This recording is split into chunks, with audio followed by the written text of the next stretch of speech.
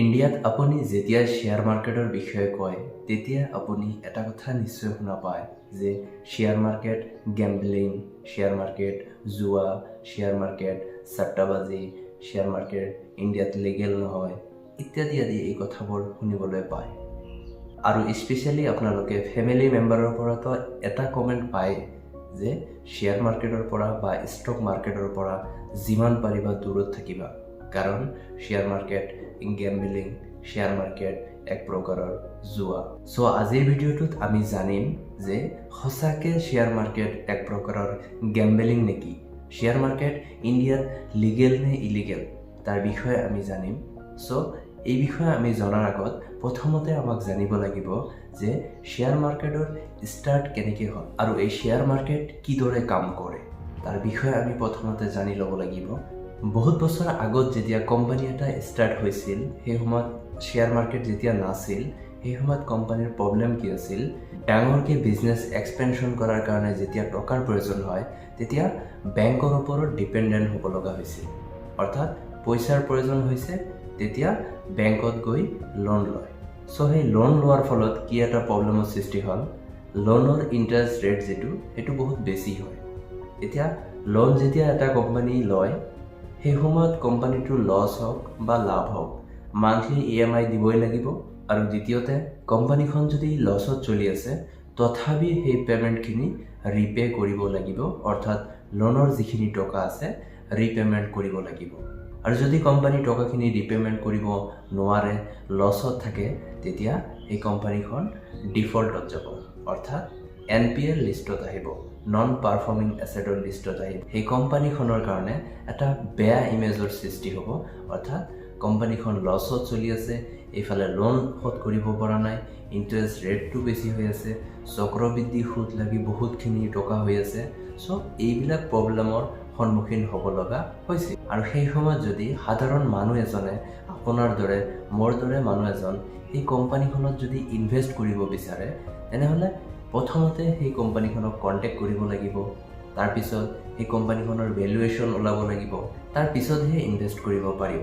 চ' এইটো এটা difficult process. কিবাকৈ যদি শ্বেয়াৰ কিনিব পাৰিছে, আকৌ শ্বেয়াৰখিনি যদি আপুনি চেল কৰিব বিচাৰে তেনেহ'লে আকৌ ইনভেষ্টৰ বিচাৰিব লাগিল, ভেলুৱেশ্যন আকৌ ওলাব লাগিল, এইদৰে নানান ধৰণৰ সমস্যাৰ সৃষ্টি হৈ গ'ল। চ' এই সমস্যাবোৰ সমাধান কৰাৰ কাৰণে শ্বেয়াৰ মাৰ্কেট বা ষ্টক মাৰ্কেটৰ সৃষ্টি হয়। আৰু এই stock market Monday to Friday 9:15 পৰা 3:30 খোলা থাকে। আৰু এই খোলা সময়ত আপোনালোকে যিকোনো কোম্পানীৰ এটা শ্বেয়াৰ কিনিব পাৰে আৰু বিক্ৰী কৰিব পাৰে। কেৱল সেই কোম্পানীখন শ্বেয়াৰ মাৰ্কেটত অৰ্থাৎ ষ্টক মাৰ্কেটত লিষ্টিং থাকিব লাগিব। চ' এই মাৰ্কেট অহাৰ ফলত যিকোনো এটা কোম্পানীৰ শ্বেয়াৰ কিনা বা বেচা ইজি হৈ গ'ল। চ' এতিয়া আমি বুজিবলৈ চেষ্টা কৰোঁ শ্বেয়াৰ মাৰ্কেট কাম কিদৰে কৰে।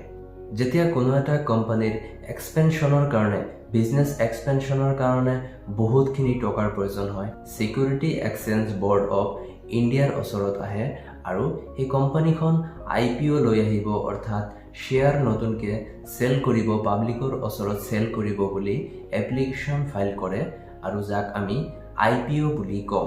শ্বেয়াৰ মাৰ্কেট বা ষ্টক মাৰ্কেট এটা গেম্বলিং নহয় বুলি আমি কিয় ক'ব পাৰোঁ, কাৰণ শ্বেয়াৰ মাৰ্কেট বা ষ্টক মাৰ্কেট গভৰ্ণমেণ্টৰ দ্বাৰা ৰেগুলেট কৰা হয়। যেনেকুৱা ইণ্ডিয়াৰ যিবিলাক বেংক আছে, বেংকখিনিক কোনে ৰেগুলেট কৰে? RBI, reserve bank of India. Same একেদৰে ইণ্ডিয়াৰ share market NSE, national stock exchange, আৰু BSE, বম্বে ষ্টক এক্সচেঞ্জ আদি যিবিলাক এক্সচেঞ্জ আছে এইবিলাকক ৰেগুলেট কোনে কৰে? SEBI, security exchange board of India, SEBIয়ে ৰেগুলেট কৰে। আৰু এই SEBIটো কমপ্লিটলি এটা গভৰ্ণমেণ্ট ইনষ্টিটিউশ্যন। চ' গভৰ্ণমেণ্টৰ ফালৰ পৰা যিহেতু ৰেগুলেট কৰা হৈ আছে, চ' ইয়াক আমি গেম্বলিং বুলি ক'ব নোৱাৰি। দ্বিতীয়তে, যেতিয়া আপুনি এটা কোম্পানীত ইনভেষ্ট কৰে, এই ইনভেষ্টমেণ্টক আমি জিৰ' ছাম গেম বুলি নকওঁ। এতিয়া জিৰ' ছাম গেম কি? যেতিয়া আপুনি কোনো এটা বস্তু কিনিছে, সেই কিনাৰ ফলত কোনো এজনৰ লছ হৈছে, বা কোনো এটা ঠাইত আপুনি বেটিং কৰিছে, ক্ৰিকেটৰ বেটিং কৰিছে, আপুনি যদি জিকে তেনেহ'লে কোনোবা এজন হাৰিব লাগিব, লুজ কৰিব লাগিব। আৰু যদি আপুনি জিকে আৰু এজনৰ লছ নহয় বা কাৰো লছ নহয়, তেতিয়া আমি ইয়াক জিৰ' সাম গেম্বলিং বুলি নকওঁ। কাৰণ আপুনি ইনভেষ্ট কৰিছে আৰু সেই ইনভেষ্টৰ টকাখিনি কোম্পানী বিজনেছ এক্সপেনশ্যন কৰাৰ কাৰণে, বিজনেছ ডাঙৰ কৰাৰ কাৰণে ইউজ কৰিব আৰু কোম্পানীৰ যেতিয়া প্ৰফিট হ'ব, এই প্ৰফিটৰ পৰা আপুনিও ভাগ পাব আৰু কোম্পানীৰ যেতিয়া লছ হ'ব আৰু সেই লছৰ অংশ আপোনাকো ল'ব লাগিব। চ' আপোনাৰ যেতিয়া লাভ হয় তেতিয়া সেই লাভৰ কাৰণে বেলেগৰ ওপৰত ডিপেণ্ড থাকিব নালাগে। সেইকাৰণে ইয়াক জিৰ' সাম ইনভেষ্টমেণ্ট বুলি কোৱা নহয়। ষ্টক মাৰ্কেট বা শ্বেয়াৰ মাৰ্কেটক আমি গেম্বলিং বুলি এইকাৰণে ক'ব নোৱাৰি, যেতিয়া আপুনি কোম্পানী এটাৰ শ্বেয়াৰ কিনে আৰু সেই কোম্পানীখনক টকা দিয়ে, তাৰ পৰিৱৰ্তে আপুনি শ্বেয়াৰ পায়, তেতিয়া আপুনি অনাৰশ্বিপ লাভ কৰে। অৰ্থাৎ HDFC বেংকৰ যদি আপুনি এটা শ্বেয়াৰ কিনে, সেইদিনাৰ পৰা HDFC কোম্পানীৰ মালিক আপুনিও। হয়তো আপোনাৰ অংশ বহুত কম হ'ব পাৰে, কিন্তু সেইদিনাৰ পৰা আপুনিও সেই কোম্পানীৰ মালিক। চ' শ্বেয়াৰ মাৰ্কেটত ইনভেষ্টিং কৰাক গেম্বলিং বুলি ক'ব নোৱাৰি। ষ্টক মাৰ্কেট গেম্বলিং নহয় যদিও কিছুমান মানুহক গেম্বলিং হিচাপতে ইউজ কৰা দেখা যায়।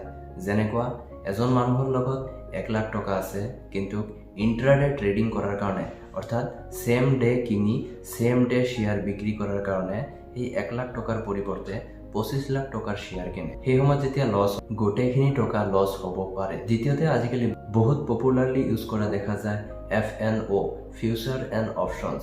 ফিউচাৰ এণ্ড অপশ্যনছত ট্ৰেডিং কৰা বহুত আপোনালোকে মানুহ পাব আৰু সেই মানুহৰ কেতিয়াবা যদি কোটি টকা ইনকাম কৰিছে আৰু তাৰ পিছদিনা 2-3 কোটি টকা লছ কৰা দেখা পাইছে।